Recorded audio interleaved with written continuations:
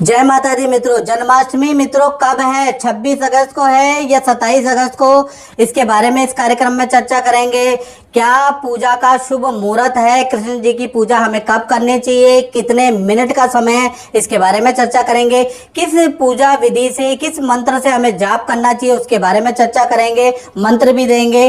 और व्रत का पारण समय कब है, कब हमें व्रत को खोलना है, इसके बारे में चर्चा करेंगे। और मित्रों 5251 वर्ष बाद जयंती योग कृष्ण जन्माष्टमी पे बन रहा है, उसमें क्या करना चाहिए, क्या ऐसे प्रयोग करें कि हमारा जीवन हमें भी कृष्ण भगवान के आशीर्वाद प्राप्त करे। इस कार्यक्रम में हम टोटल चर्चा करने वाले हैं। तो मित्रों मित्रों मित्रों मेरा आपकी कृपा से सब काम हो रहा है, मेरा आपकी कृपा से सब काम हो रहा है।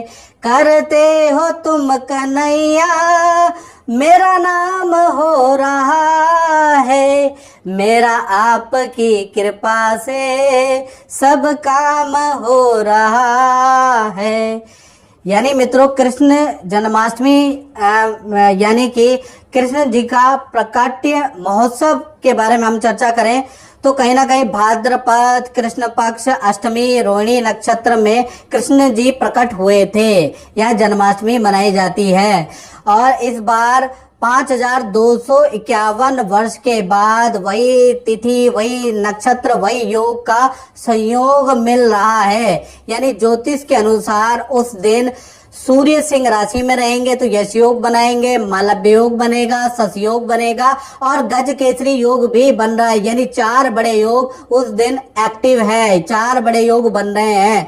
तो सबसे पहले कंफ्यूजन ही होता है कि जन्माष्टमी 26 की 27 की, इसके बारे में चर्चा कर लेते हैं, तभी आप उस योग का लाभ ले पाएंगे।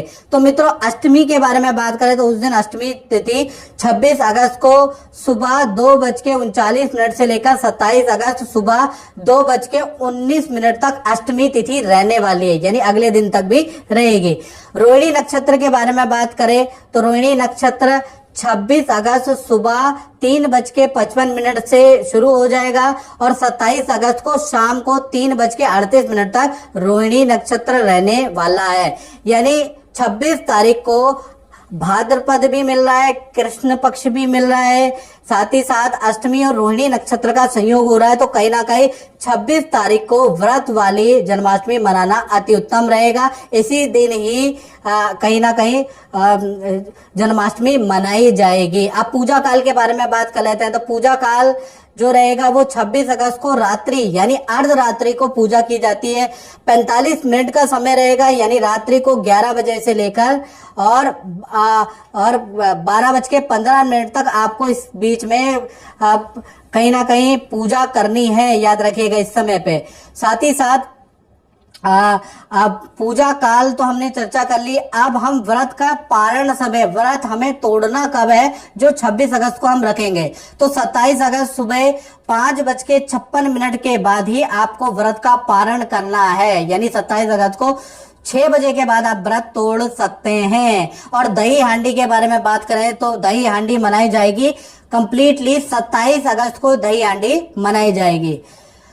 पतवार के बिना ही मेरी नाव चल रही है, हैरान है जमाना मंजिल भी मिल रही है, करता नहीं हूँ कुछ भी सब काम हो रहा है, मेरा आपकी कृपा से सब काम हो रहा है, करते हो तुम कन्हैया मेरा नाम हो रहा है। तो मित्रों अब हम चर्चा कर लेते हैं कि कैसे करें पूजा पाठ, यानी कि जन्माष्टमी में किस प्रकार से पूजा पाठ करनी है। तो पूजा पाठ आपको करनी है वो 26 अगस्त को करनी है। तो 26 अगस्त को प्रातः स्नान आदि के कार्यों से पहले निवृत्त हो जाए। सुबह सुबह 3-4 बजे उठ के स्नान आदि कर लें। उसके बाद नए वस्त्र या साफ सुथरे वस्त्र धारण करने के बाद सबसे पहला काम आपको मंदिर की सफाई करनी है। मंदिर में शिव जी की भी मूर्ति, पार्वती की भी मूर्ति, कृष्ण भगवान की मूर्ति, जो भी आपकी मूर्तियां हैं उनको भली प्रकार से आप मंदिर को स्वच्छ कर ले, साफ कर ले। ये सबसे पहला काम आपका रहने वाला है। साथ ही साथ इसके बाद आपको करना है, जब आपने मंदिर को भली प्रकार से स्वच्छ कर लिया है, साफ कर लिया है, पोछा लगा दिया है और पोछे में नमक डाल के और तब आप पोछा लगाएंगे तो नेगेटिविटी भी शांत हो जाएगी। साथ ही साथ उसके बाद आपको क्या करना है, लकड़ी की चौकी लेनी है। लकड़ी की चौकी पे पीला वस्त्र बिछा के उस पे आपको लड्डू गोपाल कान्हा जी को आपको स्थापित करना है। यानी लकड़ी की चौकी के अंदर आपको कान्हा जी को पीले वस्त्र बिछा के स्थापित जरूर कीजिएगा, याद रखिए। फिर उसके बाद ओम श्री गणेशाय नमः ये मंत्र बोलकर आपको धूप बत्ती मंदिर में जलानी है, दीपक आपको जलाना है। ओम श्री गणेशाय नमः ये मंत्र बोलते हुए, या ओम गणानाम त्वा गणपति गुंगवामहे प्रणाम त्वा त्रिपति गुंगवामहे निधिनाम त्वा निधिपति गुंगवामहे वशो मम आहम जाने गर्भदम तुम जासि गर्भदम अम्बे अंबिके अंबालिके नमान्यत कतरा सतशुभद्रकम काम्पीलवाजनिम श्रीमन महागणाधिपते नमः लक्ष्मी नारायणाभ्याम नमः उमा महेश्वराभ्याम नमः वाणी हिरण्यगर्भाभ्याम नमः शशि पुरंदराभ्याम नमः सर्व पितृभ्यो नमः सर्व देवताभ्यो नमः इष्ट देवताभ्यो नमः यह मंत्र बोल दीजिएगा। उसके बाद आपको क्या करना है, कान्हा जी को श्रृंगार आपको करवाना है। ओम कृष्णाय नमः ये मंत्र बोलते हुए ओम कृष्णाय नमः आप कान्हा जी को बांसुरी पकड़ाए, कानों में उनके कुंडल आपको लगाने हैं, पैरों में पायल पहनानी है, गले में कंठी या माला आपको पहनानी है, उनके माथे पे पीले चंदन का तिलक लगाना है, उन पे इत्र पीले कपड़े उनको पहनाने हैं या और उनको फूल माला आपको अर्पित करनी है। कुछ दक्षिणा आपको चढ़ानी है, दक्षिणा सीधे हाथ में रख के और कहीं ना कहीं काले तिल और जौ और दक्षिणा सीधे हाथ में रख के ओम नमो भगवते वासुदेवाय नमः मम कार्य सिद्धि कुरु कुरु फट स्वाहा ये मंत्र का जाप बोल दीजिएगा और चढ़ा दीजिएगा। यानी कि मैं ये जो काम कर रहा हूँ इसको सिद्ध करे, मेरे में तो इतना सामर्थ्य नहीं है कि मैं इसको सिद्ध कर पाऊं, जो भी मैं इस दिन व्रत पूजा पाठ कर रहा हूँ आप ही इसको सिद्ध करें। तो ऐसा हिंदी में भी आप बोल सकते हैं, नहीं तो आप ओम नमो भगवते वासुदेवाय नमः मम कार्य सिद्धि कुरु कुरु फट स्वाहा ये बोलते हुए आप दक्षिणा जरूर कान्हा जी को चढ़ा दें। इसके बाद पूर्ण दिन आपको व्रत रखना है, याद रखिएगा। पूजा पाठ आप कर सकते हैं, कान्हा जी की भक्ति आप कर सकते हैं, क्योंकि कहीं ना कहीं 5251 वर्ष के बाद ऐसा संयोग बन रहा है, उसमें मंत्र जाप और कुछ साधना भी कर सकते हैं, उसके बारे में भी चर्चा करेंगे। खैर रात्रि काल में यानी कि रात्रि काल अर्धरात्रि में कान्हा जी का जन्म हुआ था या प्रकट्य हुआ था, कुछ लोग प्रकट्य भी कहते हैं, तो प्रकट हुए थे वो इस संसार के अंदर। तो उस समय पे आपको 12 बजे से लेकर और 12:45 तक आपको उनका पूजन करना है। तो पूजन के समय पे आपको क्या करना है, आपको कोई कीर्तन जरूर करना है। यानी कि नंद में आनंद भयो जय यशोदा लाल की, हाथी घोड़ा पाल की जय कन्हैया लाल की।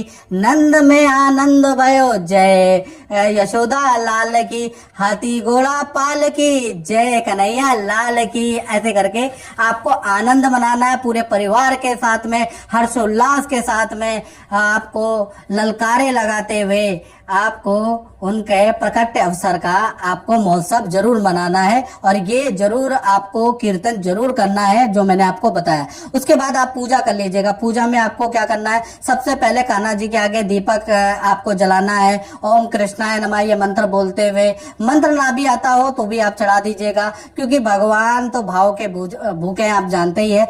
भाव उनको लगता है, उनको पूजा विधि नहीं चाहिए, उनको भाव चाहिए। साथ ही साथ पीले पुष्प आप चढ़ा दीजिएगा। आप माखन और मिश्री का भोग उनको लगा सकते हैं। मेवे की खीर, कहीं ना कहीं कान्हा जी दीवाने, तो मेवे की खीर आप बना के कान्हा जी को भोग लगाइएगा। और घर के अंदर जो भी पकवान आपने बनाया है, मटर पनीर, चावल, पूड़ी, हलवा, जो भी आपने बनाया वो भी आप भोग जरूर लगा दीजिएगा। उसके बाद आप पूजा, आपने भोग लगा दिया है, पूजा कर दी है, आपने उनका प्रकट्य महोत्सव मना लिया है। उसके बाद आपको क्या करना है कि सुबह यानी कि 6 बजे के बाद अपना व्रत तोड़ना है, याद रखिएगा। तब तक आप जो आपने उनको भोग लगाया है वो चीजें अपने घर के प्रसाद में मिलाने के बाद, फलाहार का जो भोग लगाया वो मिलाने के बाद आप संपूर्ण जगह पे वितरण भी कर सकते हैं, याद रखिएगा। और जो रोगी हैं, जो शुगर के रोगी हैं, जिनका कहीं ना कहीं दवाइयां चल रही है, वो ये भोग लगाने के बाद अपना भोजन ग्रहण कर सकते हैं। खासकर वो जो रोगी हैं, जो गर्भवती महिलाएं हैं और वो व्रत रख रही हैं, तो 12 बजे के बाद अब संपूर्ण तरह से आपने पूजा पाठ कर ली, उसके बाद आप खा सकती हैं। हाँ, आपके अंदर सामर्थ्य है तो सुबह 6 बजे तक यानी 27 की सुबह 6 बजे तक आपको व्रत का पारण करना है। लेकिन वो जिनकी हेल्थ ठीक है उन्हीं के लिए बात कर रहे हैं। विद्यार्थी बालक है तो रात को खा ले, जो रोगी है, वृद्ध महिलाएं हैं, गर्भवती महिलाएं हैं, उनको 12 बजे के बाद ये भोग लगाने के बाद भोजन प्रसाद ग्रहण कर देना चाहिए। चलिए अब बात कर लेते हैं कि उस दिन कहीं ना कहीं 5251 वर्ष बाद ऐसा योग बन रहा है जिसके अंदर ज्योतिष के अनुसार 4 बड़े योग, यश योग, मालव्य योग कहीं ना कहीं बन रहा है, शश योग बन रहा है और गज केसरी योग बन रहा है। तो उसमें आपको क्या मंत्र साधना करनी चाहिए उस दिन पूरे दिन कि आपके कामों में भगवान कृष्ण की कृपा हो जाए? तो उस दिन सबसे अच्छा है आपको धन और करियर से संबंधित यदि आपको कोई समस्या चल रही है तो एक मंत्र की 11 माला जरूर करें। ओम क्रीम कृष्णाय नमः, ये मंत्र की आप 1008 भी माला कर सकते हैं या आप 11 माला करके भी इसको सिद्ध कर सकते हैं। जितना आपका सामर्थ्य है उतना आप इस मंत्र को जाप करेंगे उतना ये सिद्ध हो जाएगा और आपके करियर और धन में जो बाधाएं चल रही है वो दूर होती हुई नजर आएगी। आप कोरे कागज पे लाल पेन से इस मंत्र को लिखकर आप अपने गले में भी डाल सकते हैं, अपने व्यापार स्थल में भी लगा सकते हैं और डेली पूजा करेंगे तो आपको लाभ दिखेगा। क्योंकि आप 5251 वर्ष बाद जो ये योग बना है उसमें इसका निर्माण कर रहे हैं। दूसरा, घर के अंदर कोई कलेश है, दुख है, दरिद्र है, घर के अंदर बहुत ज्यादा कलेश रहता है, नेगेटिव एनर्जी रहती है, तो ऐसे में आपको क्या करना है, एक मंत्र है ओम देवकी नंदनाय विद्महे वासुदेवाय धीमहि तन्नो कृष्ण प्रचोदयात्। ये मंत्र का जाप आपको करना है। मंत्र दोबारा बोल देता हूँ, ओम देवकी नंदनाय विद्महे वासुदेवाय धीमहि तन्नो कृष्ण प्रचोदयात्। ये मंत्र कोरे कागज पे आप लिख भी सकते हैं। इसको लाल पेन से लिखने के बाद आप घर में टांग सकते हैं। घर में जितने भी दरवाजे हैं, टॉयलेट के दरवाजे को छोड़ के उस पे आप लगा सकते हैं। घर के अंदर चारों कोनों की दीवारों पे आप इसको चिपका सकते हैं। जो व्यक्ति ज्यादा क्लेश कर रहा है तो उसके सिराने के नीचे आप रख सकते हैं। तो घर के अंदर आप देखेंगे कि क्लेश की शांति होती हुई नजर आएगी। दूसरा, विघ्न बाधा, हर कार्य में आपके विघ्न बाधा हो रही है, बेटी की शादी नहीं हो रही, पढ़ाई नहीं हो रही, जितनी मेहनत कर रहे हैं, मेहनत करने के बाद भी 90% काम होने के बाद भी अटक जाता है। बहुत से लोगों का लक साथ नहीं देता है मित्रों। ऐसे में उनको क्या करना चाहिए, ऐसे में उनको ओम क्लीम कृष्णाय नमः ये मंत्र की 11 माला आपको करनी है या 1008 बार आपको यह मंत्र का जाप जरूर करना है, कम से कम 1008। और अगर अधिक से अधिक जल्दी से लाभ लेना चाहते हैं तो 11 माला उस दिन आपको कर देनी है। और इस मंत्र को सिद्ध करने के बाद ये मंत्र कोरे कागज पे लाल पेन से लिखकर आप अपने पर्स में रखें, अपने सिराने के नीचे रखें। जिस व्यक्ति के कार्यों में विघ्न पड़ रहा है, विदेश का काम नहीं बन रहा, वीजा का काम नहीं बन रहा, उस डॉक्यूमेंट में रख दीजिएगा। चमत्कारिक रूप से आप कृष्ण जी का आशीर्वाद देखेंगे। इसी प्रकार से यदि आपके दाम्पत्य जीवन में दिक्कत है, पति पत्नी के बीच में बन नहीं रही, पति पत्नी किसी गलत संगत में, गलत नशे आदि में पड़ गए, तो ऐसे में क्या करना चाहिए? ऐसे में एक मंत्र है, श्री कृष्ण गोविंद हरे मुरारे, हे नाथ नारायण वासुदेवा। श्री कृष्ण गोविंद हरे मुरारे, हे नाथ नारायण वासुदेवा। ये मंत्र का आपको 1008 बार मंत्र का जाप उस दिन करना है। ये कम से कम है। 11 माला भी आप करने के बाद इसको सिद्ध कर लीजिए। उसके बाद कोरे कागज पे लाल अक्षर, लाल पेन से इसको बड़ा बड़ा लिख लीजिए। उस व्यक्ति के पर्स में डाल दीजिए, उसके सिराने के नीचे आप डाल दीजिएगा। तो आप दाम्पत्य जीवन में सुधार देखेंगे। जिन कुंवारी लड़कियों की शादी नहीं हो रही, उनके पर्स में, उनके सिरहाने में, उनके कपड़े में डाल देंगे तो उनके शादी के योग भी कृष्ण भगवान की कृपा से बनने लग जाएंगे। तो आप इन मंत्रों के चमत्कारिक रिजल्ट पाना चाहते हैं तो आपको ये साधना उस दिन करनी है। इस मंत्र को सिद्ध करने के बाद आप कोरे कागज में यदि इनको लिख लेते हैं तो यकीन मानिए आपके जीवन में बड़ा चमत्कार कृष्ण भगवान की कृपा से होने लग जाएगा। तो मित्रों, इस कार्यक्रम में इतना ही। मुझे दीजिए इजाजत। जय माता दी।